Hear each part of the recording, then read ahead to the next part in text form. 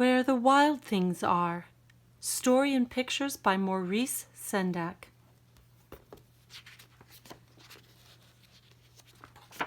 Where the Wild Things Are.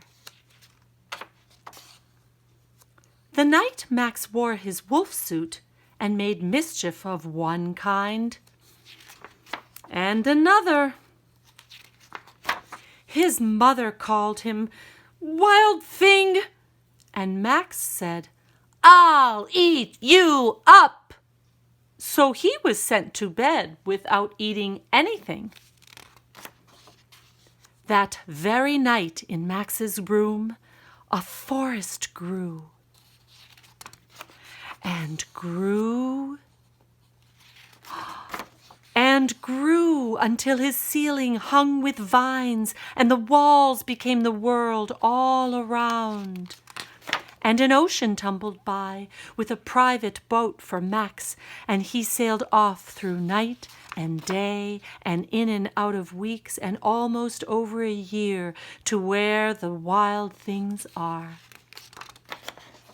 And when he came to the place where the wild things are, they roared their terrible roars and gnashed their terrible teeth and rolled their terrible eyes and showed their terrible claws, till Max said, "Be still," and tamed them with the magic trick of staring into all their yellow eyes without blinking once, and they were frightened and called him the most wild thing of all, and made him king of all wild things. "And now," cried Max, "let the wild rumpus start!"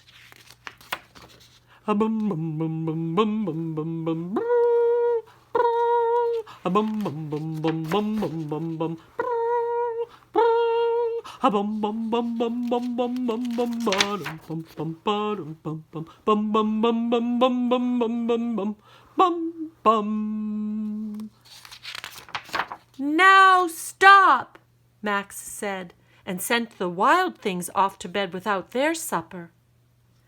And Max, the king of all wild things, was lonely and wanted to be where someone loved him best of all. Then all around, from far away across the world, he smelled good things to eat. So he gave up being king of where the wild things are. But the wild things cried, "Oh, please don't go. We'll eat you up. We love you so." And Max said, "No." The wild things roared their terrible roars and gnashed their terrible teeth and rolled their terrible eyes and showed their terrible claws. But Max stepped into his private boat and waved goodbye and sailed back over a year and in and out of weeks and through a day and into the night of his very own room, where he found his supper waiting for him. And it was still hot.